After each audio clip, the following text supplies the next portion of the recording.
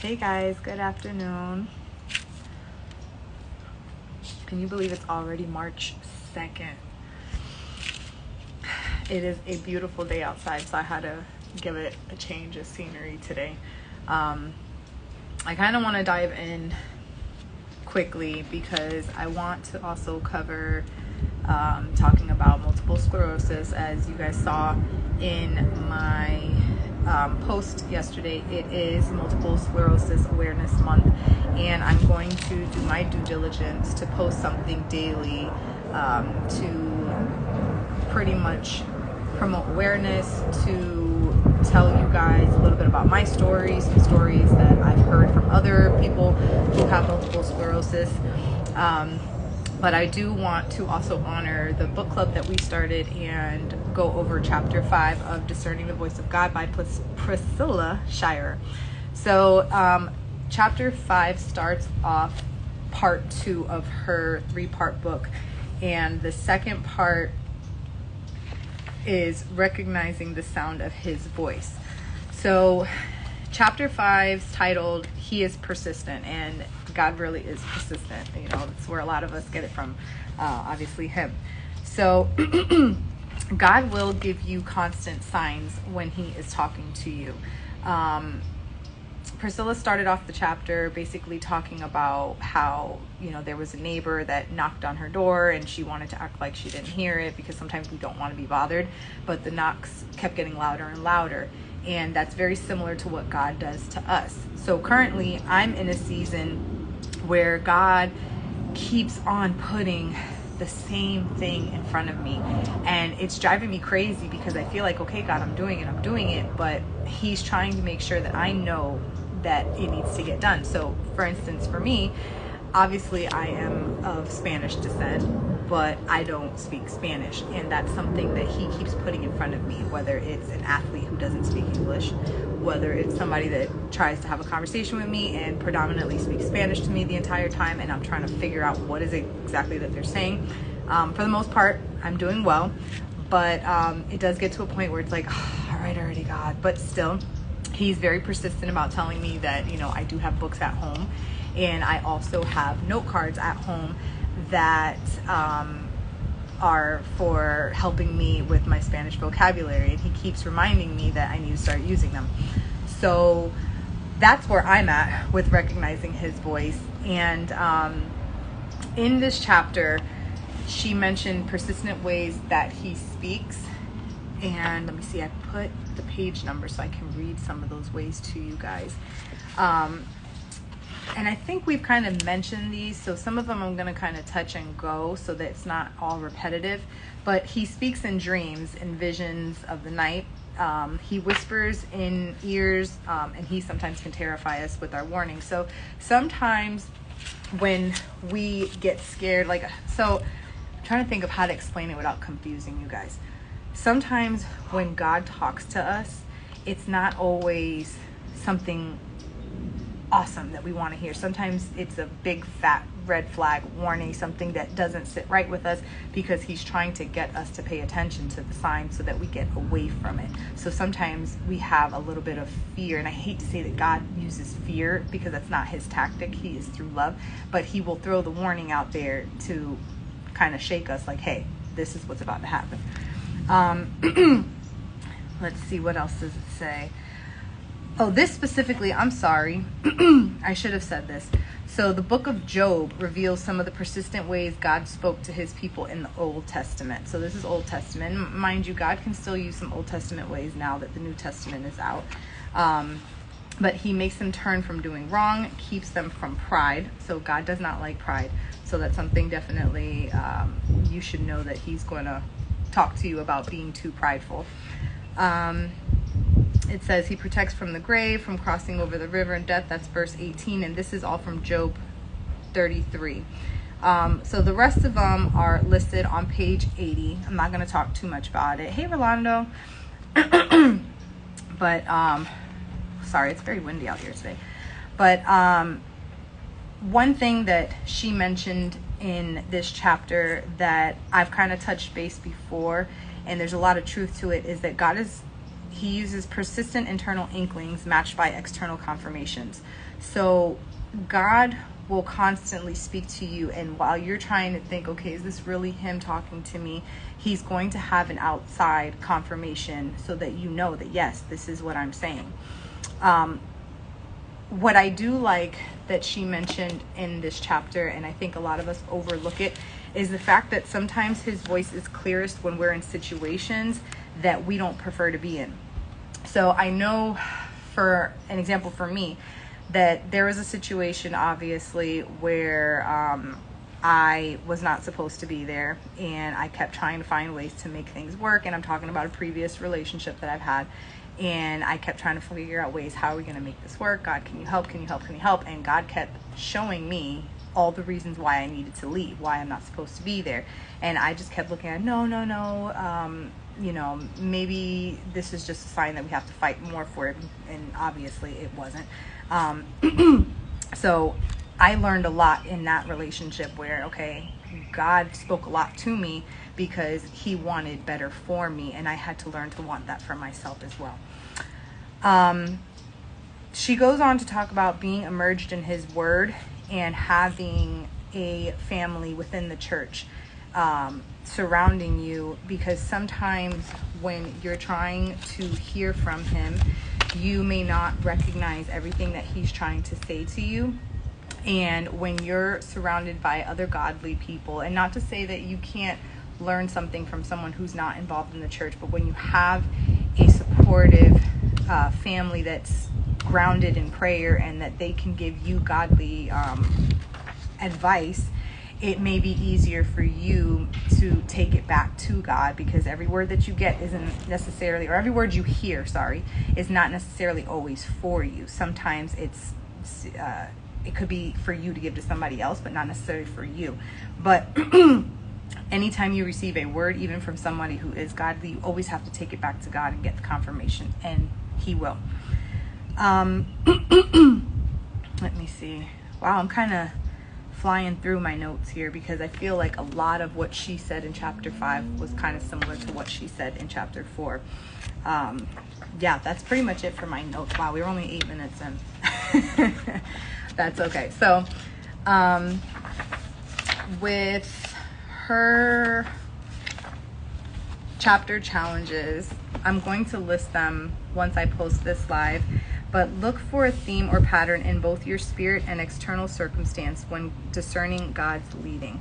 So he's always going to show you where he wants you. There's always going to be something that's surrounding you that you're going to know, okay, God, you've been telling me this internally. This is what I've been feeling the Holy Spirit is leading me to. And now I'm seeing outside signs. Ask God to help you make the connection between his promptings and your circumstances. He will listen to you. Hey girl, how are you? I gotta watch your live. Once I get off of here, I gotta put my earplugs in as I drive back home so I can listen, because you guys had a great conversation yesterday. Plug into a local church and be intentional about determining how your giftings can suit the needs of the body. So a lot of people hear the word church and you get scared, because there are a lot of hypocrites in church. There are a lot of churches that mainly want your money, and then you notice that the pastor's wearing like $1,000 gold chain or something. But every church is not like that. You have to really make it a point to see the light within the church and allow God to show you where he's trying to lead you with the people that are surrounded in that room. But it is very important to be in a community, because God talks about that in the Bible, and he doesn't want you to be alone. Where two or more are gathered, there he is. There's a reason why he says these things. He doesn't want us to be alone. Isolation is what the devil likes. God likes to bring people together. Pinpoint a godly mentor whose life reflects a rich relationship with God and can serve as a wise counselor for you. So for me, a lot of the friendships and the people that I've been hanging around are people that I actively talk to, pray for, that pray for me, that we can have a conversation about God and not feel uncomfortable or have to change the subject because one person doesn't fully believe in it. But I really do believe that where I am in my life right now, and the people that have been coming to me because God has brought them to me, and the people that he's been weeding out, even if it's friendship that's been 15, 16 years long, there's a reason for it, because where God wants you, he wants you around others who are going to pray, because there's power in prayer, and and there's also power in being surrounded by individuals who are trying to actively hear his voice so that we can fulfill his will on earth.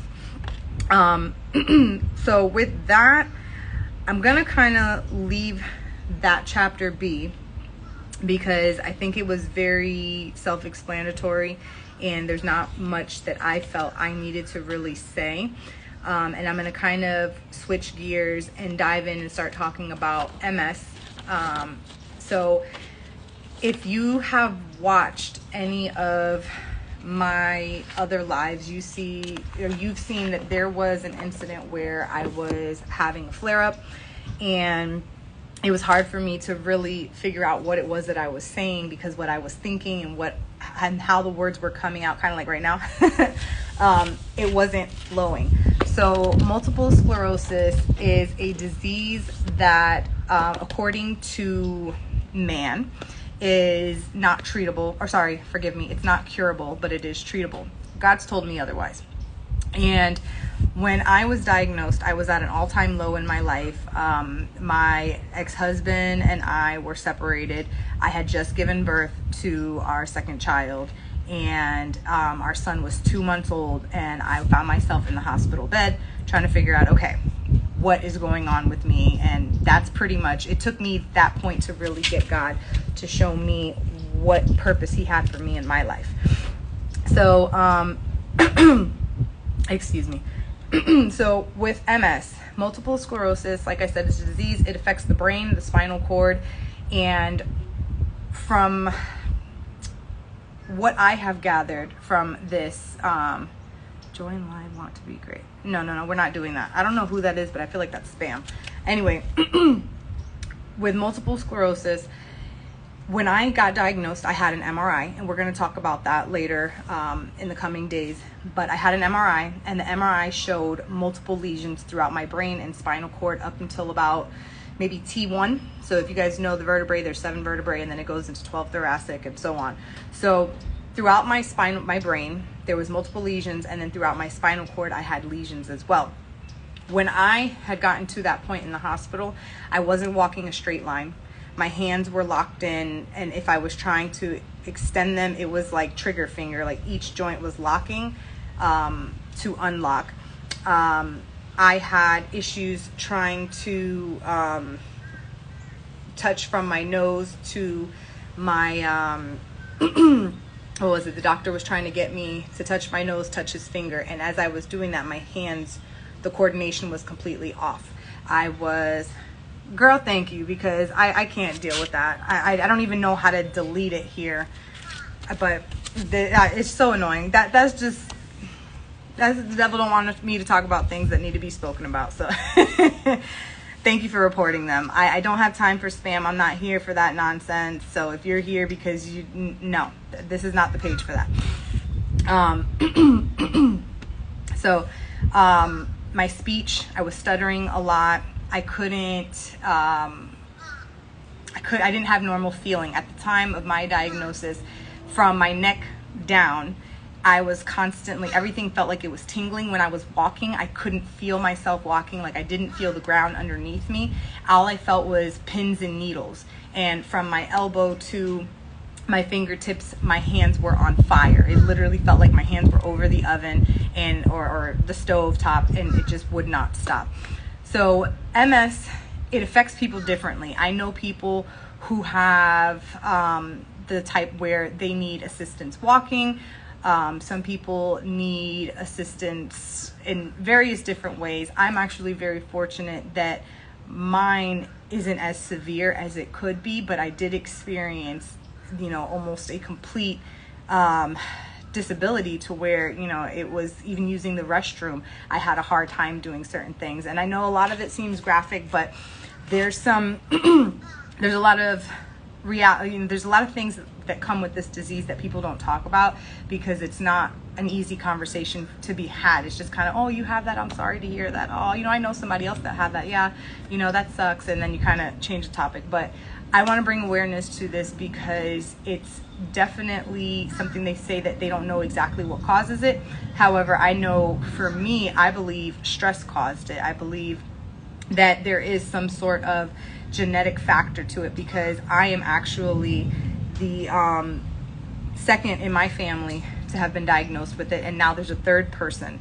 And it's interesting because the other two are siblings. So there's a lot to unfold with multiple sclerosis, and I don't want to throw too much at once. I do want to make it to where when I'm posting about MS that you guys kind of get, okay, this is what it is.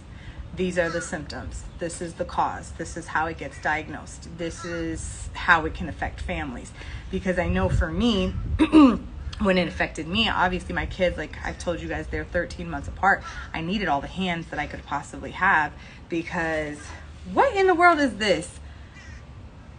I don't know who you are, but this is not for that. So you know what, Lord, I rebuke this. This is crazy.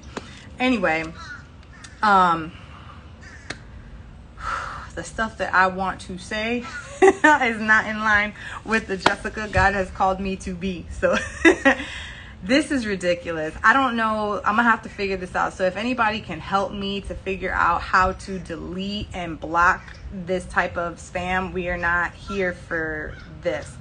Anyway, I'm glad a lot of y'all are not watching so you can see these nonsense comments.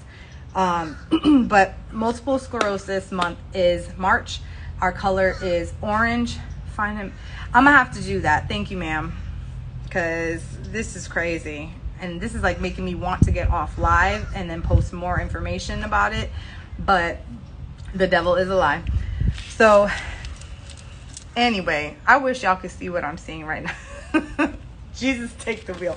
Anyway, so with multiple sclerosis, guys, I want you to understand that it affects everybody differently. So just because you may see me walking straight doesn't mean that I am not going through a symptom. A lot of times my symptoms are more so